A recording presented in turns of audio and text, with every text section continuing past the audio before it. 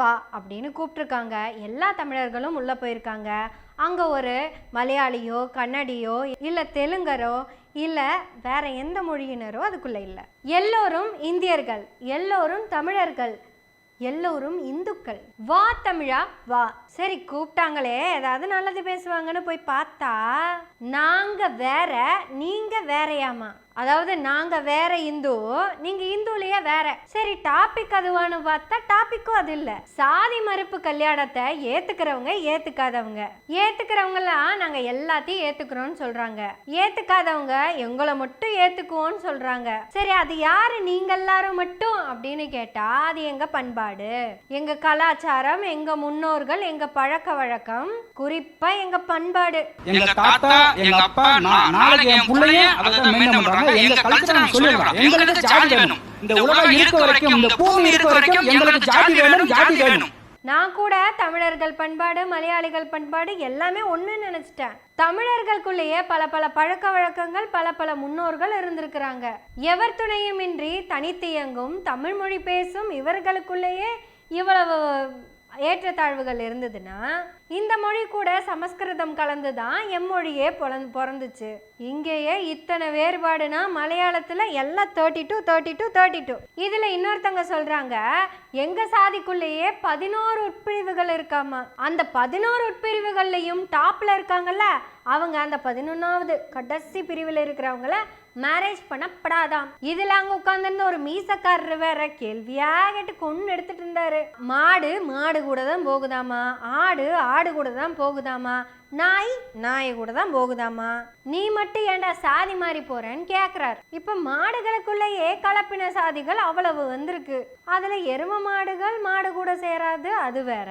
நாய்களுக்குள்ள எத்தனையோ சாதிகள், ஆடுகளுக்குள்ளேயும் சாதிகள் வந்துருச்சு. ஆனா இது எதுவுமே அந்த ஆட்டுக்கும் மாட்டுக்கும் நாய்க்கும் தெரியாது. ஆனா மனுஷனுக்கு இது எல்லாம் தெரியும். இந்த சாதியை காப்பாற்றணும்னு நினைக்கிறவங்க எல்லாம் பிளாக்மெயில் பண்ற ஒரு இடம் இருக்கு. அதுதாங்க குடும்பத்து கூட சேர முடியாது, ஒட்டுறவு இல்லாம போயிடும். சரி நாங்களே போயிட்டோம்னா உங்களுக்கு பிரச்சனை இல்லையான்னு கேட்டா நீங்க போனாலும் பிரச்சனை. சரி அதுல என்ன பிரச்சனைன்னு கேட்டா கோயில் வரிய இவங்க கிட்ட இருந்து வாங்க மாட்டாங்களாமா, தலை கட்டு இவங்க தலையில கட்ட மாட்டாங்களாமா. அப்புறம் ஏதோ ஒண்ணு சொன்னாங்க, அது பேர் எனக்கு தெரியல, அது இவங்களுக்கு கிடைக்காதாமா.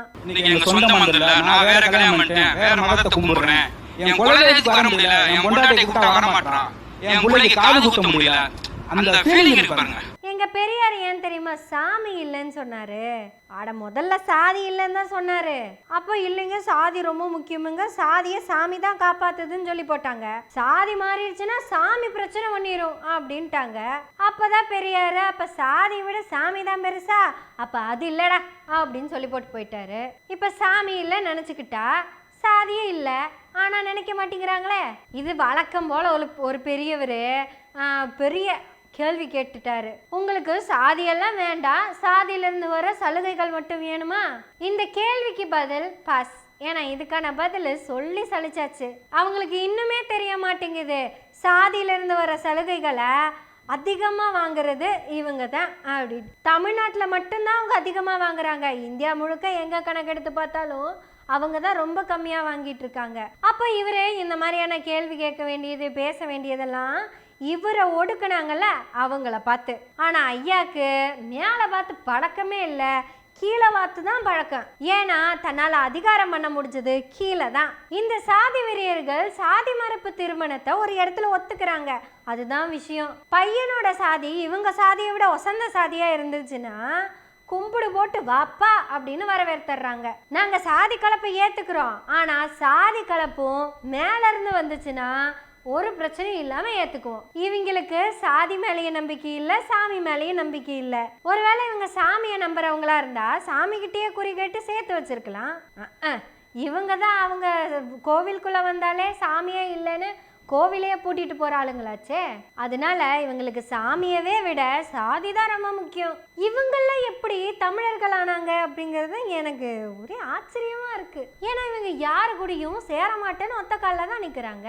ஜாதி எங்களுக்கு மட்டும்தான், எங்களுக்குள்ள மட்டும்தான், எங்களோட மட்டும்தான். அதுவும் எல்லா சாதியும் கிடையாது.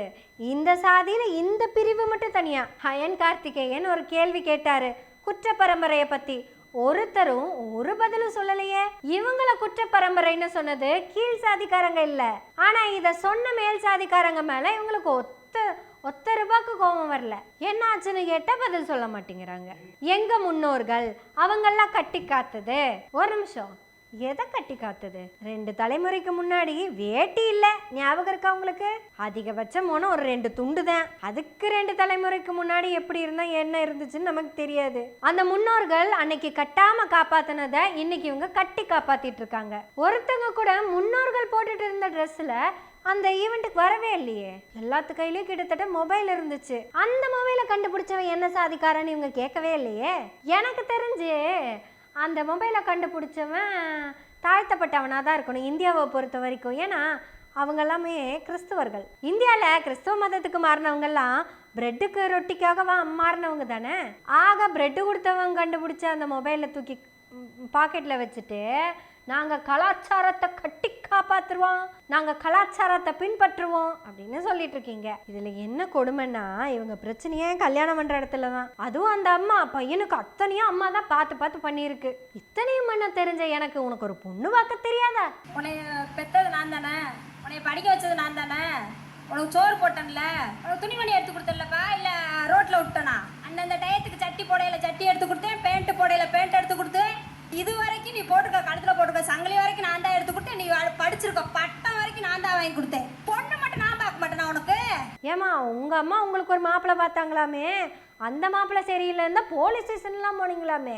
அதுவும் 3 தடவை போனீங்கன்னு உங்க பையன் தான் சொல்லியிருக்கிறாரு. இதுல வீரப்பாட்டு வேற, நெத்தியில வெட்டு வச்சு நீல கலர் சேலை கட்டி கையை உடைச்சாரு காலை உடைச்சாரு, ஏதோ ஒலிம்பிக்ல போய் மெடல் வாங்கிட்டு வந்த மாதிரி பேசிட்டு இருக்கிறாங்க. எங்க அம்மா என் சாதியில கட்டி வச்சுச்சு, எனக்கு என் புருஷனுக்கு 1000 கட்ட வச்சு. மண்டையை அடிச்சு விட்டாரு, கையை அடிச்சு விட்டாரு, காலை அடிபட்டுச்சு, எல்லாமே நடந்துச்சு. இத்தனையும் யார் பண்ணது? என் சாதிக்கார பண்ணதுடா. என் சாதிக்கார வெட்டினாலும் குத்துனாலும் அடிச்சாலும் அதுதான் பெருமை. அதுல ஒரு அக்கா பாவம் தம்பி பிள்ளைய கட்டணுங்கிறதுக்காக சாதி வேணும்னு சொல்லிட்டாங்க. அதை கேட்டதும் நம்ம ஆளுங்கெல்லாம் கை தட்டுறது என்ன காலை தட்டுறது என்ன. அப்புறம் இவங்க பேசுறதெல்லாம் கேட்டதுமே அவங்க ஐயோ இதெல்லாம் வேணாங்க அப்படின்னு நினைச்சு கிளம்பிட்டாங்க. மொத்தத்துல மீசக்காரங்க மட்டும் இல்ல, மீசக்காரங்க கூட இருக்கிற சேலக்காரங்களும் ஏதோ ஒரு சாதியை காப்பாத்தியே தீருவேன்னு ஒத்த காலில் நிற்கிறாங்க.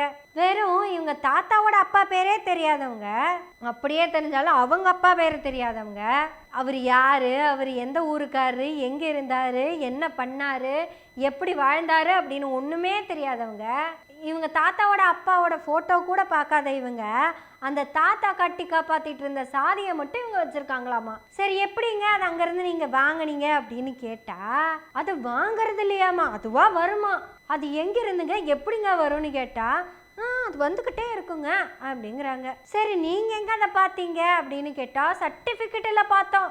ஒரு அக்கா அழகாக சொன்னாங்க, எங்கிட்ட எம்பிசியும் இருக்கு எஸ்சியும் இருக்குன்னு. இப்போ நீங்கள் சொல்லுங்க, எது எம்பிசி எது எஸ்சி? அந்த சர்டிஃபிகேட் உங்களோட சாதி அங்கீகாரத்துக்காக கொடுக்கப்பட்டதல்ல, உங்கள் சாதியை சொல்லி அங்கீகாரமே இல்லாமல் வச்சுருந்தாங்கல்ல, அதே சாதியை நீ சொல்லு, கல்வியிலையும் வேலை வாய்ப்புலையும் இப்படி எல்லா இடத்துலையும் உனக்கு அங்கீகாரம் கொடுக்குறேன் அப்படின்னு காமிக்கப்படுற சர்டிஃபிகேட்டு தான் கம்யூனிட்டி சர்டிஃபிகேட்டு. அவன் உங்கள் சாதியை சொன்னது அடக்குமுறை, நீங்கள் உங்கள் சாதியை சொல்கிறது அத்துமீறல். மறுபடியும் அவனே வரான், உங்கள் சாதியை நீங்கள் சொல்லாதீங்க அப்படின்னு. அவன் டைரெக்டாக வந்து சொல்லலை, உங்களை மாதிரியான ஆட்கள்லாம் அவன் பேச்சை கேட்டு ஒவ்வொரு இடத்துலையும் பேசிக்கிட்டே இருக்கீங்க. உங்கள் ஆப்போசிட்டில் உட்காந்துட்டு இருக்கிறவங்க தான் அதுக்கு அடங்க மறுக்கிறாங்க. சாதி மறுப்பு கல்யாணம் பண்ணுறவங்கெல்லாம் திமிரி எழுந்து தான் பண்ணுறாங்க. அந்த குழந்தைங்க தான் உங்களுக்கு ஆப்போசிட்டில் உட்காந்து உங்களை திருப்பி அடிச்சுட்டு இருக்காங்க. உங்கள் சாதியை காப்பாற்றுறது உங்கள் கல்யாணம் மட்டும்தான், ஆனால் உங்களையே காப்பாற்றுறது படிப்பு தான். அதனால தான் திராவிட மாடலும் சரி தந்தை பெரியாரும் சரி படிங்க படிங்க படிங்கன்னு சொல்லிக்கிட்டே இருக்காங்க. நீங்களே படித்து வந்தீங்கன்னு வைங்களேன், நீங்கள் ஒழிக்கணும்னு நினைக்கிற அந்த ஜாதி அதுவாக ஒளிஞ்சிரும். வா தமிழா வா நிகழ்ச்சிக்கு தமிழர் இல்லாமல் சாதியை தூக்கிட்டு வந்தவங்களே, நீங்கள் அந்த ஷோலேருந்து வெளியே போகிறப்பவாதும் தமிழர்களாக போங்க. ஏன்னா நமக்கு எதிரி நம்ம சக தமிழன் கிடையாது, ஒரு மொழி பேசுகிற ஆள். அந்த மொழி பேசுகிறவங்க தான் சொல்கிறாங்க, இங்கே இருக்கிற எல்லா மொழிகளுமே நாங்கள் போட்ட பிச்சை. யாதும் ஊரே யாவரும் கேளீர் அப்படின்னு தமிழர்கள் பேசிக்கிட்டு இருந்தோம். தீதும் நன்றும் பிறர் தரவாரா அப்படின்னு உலகத்துக்கே ஓங்கி சொல்லிட்டு இருந்தோம். அறம் செய்ய விரும்புங்கிறத வாழ்வியல் தத்துவமாவே வச்சிருந்தோம். தமிழ் மொழியில இலக்கணத்தையும் இலக்கியத்தையும் கொடுத்த நம்ம முன்னோர்கள் இதைத்தான் ஃபாலோ பண்ண சொன்னாங்க. ஆனா நீங்க எடுத்துக்கிட்ட முன்னோர்கள் கல்வி அறிவற்ற சாதி அடிமைகள். கல்வி அற்றவர்கள்னு சொன்னது கூட தப்புதான். கல்வி மறுக்கப்பட்டவர்கள். மறுக்கப்பட்டவர்கள் ஒடுக்கப்பட்டார்கள், ஒடுக்கப்பட்டவர்கள் தாழ்த்தப்பட்டார்கள். திமிரி எழுவோம் சாதிக்கு எதிராக, திருப்பி அடிப்போம் சாமியவே. ஏங்க அடிக்கிறதுனா இப்படி அடிக்கிறது கிடையாதுங்க, பேசுறது, சொல்லால் அடிப்பது. அதுக்கு நம்ம பேசணும். எதை பேசணும்னா எதை வேணாலும் பேசலாம். எதுக்காக பேசணும்னா எல்லாத்துக்காகவும் பேசணும். எல்லாத்துக்காகவும் பேசணும்னா சமத்துவமா பேசணும். சமத்துவம் பேச ஆரம்பிச்சிட்டாலே சகோதரத்துவம் ஆட்டோமேட்டிக்கா வந்துடும். சமத்துவம் சகோதரத்துவம் இருக்கிற இடத்துல சமூக அநீதிக்கு வேலை இல்லைல்ல, சமூக நீதி தான் நிலைநிறுத்தப்படும். அதுக்காக பேசுவோம். கோபத்தோட பேச வேண்டாம், புன்னகையோட பேசுவோம். ஏன்னா சமத்துவமும் சகோதரத்துவமும் வரணும்னா ஒரு சிறு புன்னகை போதும். நம்ம புன்னகை சேனல் மாதிரி. நன்றி, வணக்கம்.